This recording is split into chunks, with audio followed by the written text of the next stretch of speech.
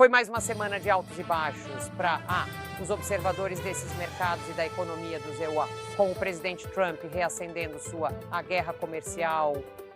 Na quinta-feira, ele ameaçou impor uma tarifa pesada de 35% sobre produtos do Canadá. Logo após ter ameaçado uma taxa de 50%. Sobre o Brasil. Ele enviou cartas para mais de 20 países detalhando as tarifas que enfrentariam caso não fechassem novos acordos comerciais até 1º de agosto. Houve boas notícias de Wall Street, com ações de tecnologia em alta e a Nvidia, projetista de chips de IA, tornando-se a primeira empresa do mundo avaliada em 4 trilhões de dólares. Paul Donovan é o economista-chefe da UBS Global Wealth. Ele se junta a nós agora de Londres. O que você acha do que vimos nesta última semana?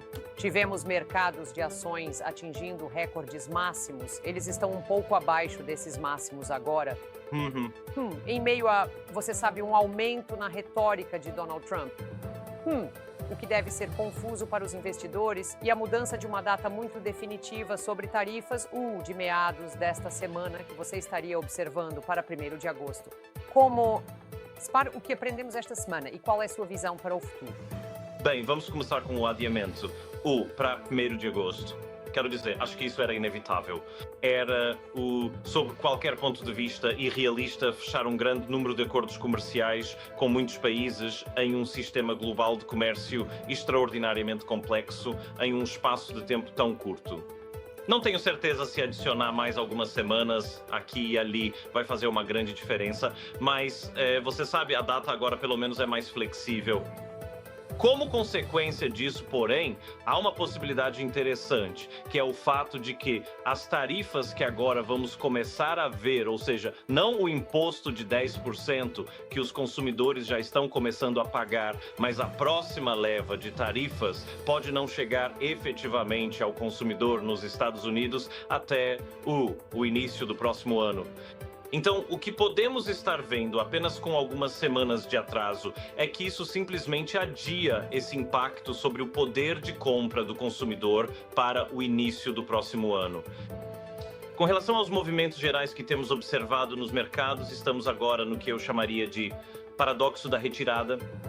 Ou seja, os mercados acreditam que o presidente dos Estados Trump vai recuar de sua retórica comercial mais agressiva, porque, francamente, é isso que Trump sempre faz. Ao mesmo tempo, se os mercados dizem, bem, Trump vai recuar, vamos avançar, isso então reduz a pressão sobre o presidente para recuar. Então, estamos em uma situação bastante difícil. Os mercados estão indo muito bem porque não acreditam no presidente, o que lhe dá confiança para continuar impondo impostos draconianos aos consumidores americanos. Juntando-se a nós está Natasha Sarin, presidente e cofundadora. Faz parte do Budget Lab em Yale. Atuou conselheira da ex-secretária do Tesouro Janet Yellen. Obrigado por estar aqui. É bom ver você, Natasha. Vamos nos concentrar. Houve uma espécie de enxurrada, por assim dizer, de novas tarifas ameaçadas ou prometidas. Podemos dizer também, só nas últimas, eu diria até nas últimas 24 horas realmente, que eu queria analisar com você para tentarmos entender onde estamos nessa guerra comercial. Antes de tudo, o que ouvimos agora é que ele está mirando no Canadá novamente, prometendo, ameaçando uma tarifa de 35% sobre as importações do Canadá. Isso acontece em meio às negociações sobre o acordo comercial deles, justamente quando o Canadá havia prometido revogar um imposto sobre serviços digitais contra o qual Trump vinha protestando. Então parecia uma concessão, e aí você tem isso. Então está claro para você que se isso entrasse em vigor agora, qual seria o impacto dessa nova tarifa? Bem, então nós do Laboratório de Orçamento de Yale estamos tentando em tempo real acompanhar os anúncios de tarifas feitos pelo governo. O que posso dizer é que, até ontem à noite, as taxas tarifárias efetivas estavam em torno de 18%. Esse é o maior nível desde 1934. Isso se traduziria em um aumento de custos nos produtos que os americanos consomem, na ordem de cerca de 2.300 dólares por ano. Agora, só nesta manhã, estamos acordando com uma nova tarifa de 35% sobre o Canadá e também com possíveis aumentos nas tarifas básicas para todos os países. Trump sugeriu talvez uma tarifa básica de 15% ou 20%. E então o que você está vendo aqui é uma escalada e aumento de tarifas em relação a onde estávamos antes. E isso levanta a questão de qual é exatamente o objetivo final aqui. O que estamos tentando? Exatamente a minha pergunta. Exatamente. O que é suficiente, quando é suficiente? É isso, é só, digamos que a linha de base não está clara. Quero dizer, não foi articulado quando é que é suficiente em termos do desequilíbrio comercial que eles estão analisando ou quando as importações não está claro. Mas para o seu ponto, tem mais. Então, o presidente também disse ontem que o novo patamar vai ser 15% ou 20%. Aqui está a citação, como ele disse à NBC News. Vamos apenas dizer que todos os países restantes vão pagar, seja 20% ou 15%. Vamos resolver isso agora. Se você interpretar isso, a linha de base agora é de 10%, certo? A tarifa geral é de 10%. Então, o que isso vai significar? E onde é que isso realmente deixa esta guerra comercial? Se agora poderíamos dizer que todos em todo o mundo e os mercados estavam preparados, fixando-se em uma linha de base de 10%. Certo. Mas o que isso faz então? E acho que parte disso se deve ao ponto de partida, que é, nas últimas 24 horas, nos últimos dias, vocês viram as taxas tarifárias mudarem drasticamente. Veja onde estamos em relação a onde estávamos em janeiro, vimos mais de 60 anúncios de tarifas diferentes. Então, as tarifas efetivas aumentaram, diminuíram e houve uma pausa. Parece que sim, mas colocar um número nisso é algo e tanto. Isto. E é como se estivéssemos em uma situação em que, se você pensar não só no impacto sobre os consumidores, mas também sobre as empresas que estão tentando tomar decisões de investimento, como exatamente elas deveriam saber onde tudo isso vai parar? O que ouvimos das empresas é paralisados. E faz sentido, não é? Por quê? Será que você deve transferir a fabricação para os EUA se, em alguns meses ou semanas, você vai ver tarifas sendo aplicadas nesses países e as taxas tarifárias sendo reduzidas? Será que você realmente deve investir? Se isso é realmente sobre a China, será que deve investir em manufatura no Vietnã ou na Índia? Porque esses são lugares que nos permitem ter uma relação mais de aliados em relação aos nossos parceiros comerciais?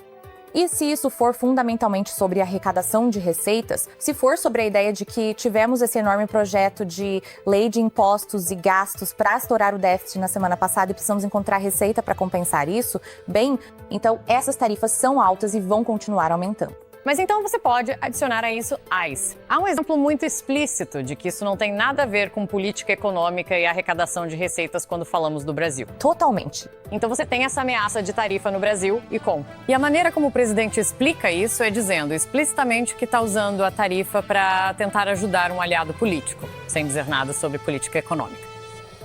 E o EUA tem um superávit comercial com o Brasil. E é assim. Então, como economista, tenho ficado realmente um pouco frustrado com o foco desta administração nos déficits comerciais, porque, eu tenho um déficit comercial com o Whole Foods, é bom que eu possa ir lá e comprar comida em vez de ter que produzir tudo eu mesma. Mas se você realmente acha que os déficits comerciais são, de certa forma, o foco central, então impor uma tarifa de 50% a um país com o qual tivemos superávit comercial nos últimos 15 anos não se encaixa muito bem nesse tipo de explicação. E eles estão sendo meio explícitos, na verdade, trata-se de outras questões. Então, isso levanta a questão se realmente se trata de outras coisas, novamente, como você planeja, como você tem alguma certeza quando é provável que haja mais e mais conjuntos de prioridades políticas que estamos tentando usar essa ferramenta específica realmente inadequada para tentar abordar. Certo. E lembre-se, se você quiser acrescentar, para encerrarmos, com o Canadá teve a ver também com a crise do fentanil. Então, este é apenas um ótimo exemplo de que a administração precisa responder e esclarecer algumas dessas questões em algum momento. Totalmente. E não apenas esclarecer, mas também explicar por que os consumidores americanos devem arcar com o custo de tudo isso. Vamos ver. É ótimo ver você, Natasha. Muito obrigado por me receber. E eu quero voltar agora para essas tarifas, porque em breve você poderá senti-las, digamos, até mesmo em suas idas ao café da manhã. Isso por causa da mais recente ameaça do presidente Trump de impor uma tarifa de 50% ao Brasil. O país é o maior exportador de café do mundo. Trump diz que vai impor as tarifas em agosto se o Brasil não encerrar o julgamento do ex-presidente e aliado de Trump, Jair Bolsonaro. Ele é acusado de tentar organizar um golpe. O presidente Trump também ameaçou impor uma tarifa de 35% ao Canadá e, segundo informações, ele está considerando uma tarifa geral a outros países. Agora comigo está o jornalista de negócios e apresentador do podcast Full Disclosure, Robin Farzad. Robin, bom dia. Olá, Adi. Então estávamos nesse momento em que a economia, olhando para alguns números, estava realmente muito boa. Então, qual é a sua opinião sobre o motivo pelo qual o presidente estaria fazendo isso agora? Qual é a percepção nos mercados? Neste momento, é apenas esse hidrante de notícias jorrando constantemente da Casa Branca.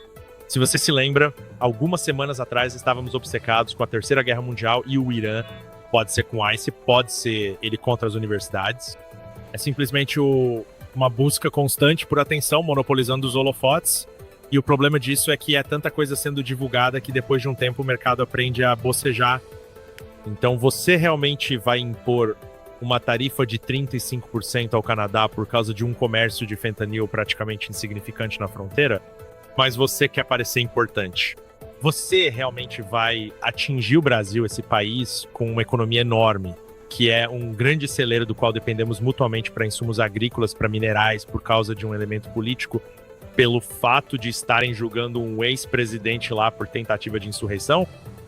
Quero dizer, depois de um tempo, você vê o quanto o mercado cresceu e batemos recordes. Você faz um discurso superficial sobre isso de manhã, mas eles continuam mencionando tarifas e acabam recuando.